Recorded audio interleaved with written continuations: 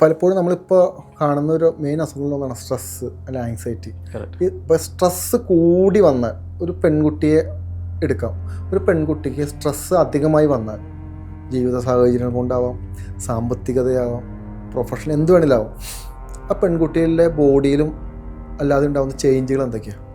Stress വരുന്ന ആളുകളുടെ പ്രശ്നം ഇവരുടെ ഇമോഷൻസ് അവർക്ക് ഡിസ്പ്ലേസ് ചെയ്യാൻ പറ്റത്തില്ല.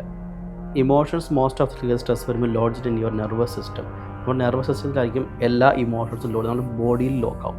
അപ്പോൾ നമുക്ക് അവർക്ക് ഫിസിക്കലി വരുന്ന ചേഞ്ച് എന്ന് പറയുന്നത് ഒന്നെങ്കിൽ ജോയിൻറ്റ് പെയിൻസ് തുടങ്ങും, കൈയുടെ എവിടെയൊക്കെ ജോയിൻറ്റ് പെയിൻസ് ഉണ്ടാകും, ഷോൾഡർ പെയിൻ സ്റ്റാർട്ട് ചെയ്യാം, ചിലപ്പോൾ ഒരു ആൻജൈന എന്ന് പറയും, ചെസ്റ്റിന് ചെറിയൊരു പെയിൻ പോലെ ഫീൽ ചെയ്യും.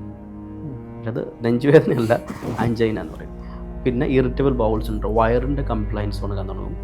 പിന്നെ പുറം വേദന, കിടന്ന് ഉറങ്ങാൻ പറ്റാത്ത സാഹചര്യം ഉണ്ടാകും. ഇതാണ് സ്ട്രെസ്സിൻ്റെ. പിന്നെ അടുത്തെന്ന് പറയുന്നത് ഇവർക്ക് കോൺസെൻട്രേഷൻ ഉണ്ടാവില്ല, ഒരു കാര്യത്തിനും ഫോക്കസ് ചെയ്തിരിക്കാൻ പറ്റില്ല. ഒരു കുറച്ച് നേരം ഇരിക്കും, അത് കഴിയുമ്പോഴേക്കും അടുത്തേക്ക് സ്വിച്ച് ചെയ്യാൻ തോന്നും. ഓർമ്മ പതുക്കെ കുറയും. ഓർമ്മ നഷ്ടപ്പെടുന്നില്ല, ഓർമ്മ കുറയുന്നതിൻ്റെ കാരണം ശ്രദ്ധ കുറയുന്നതുകൊണ്ടാണ്.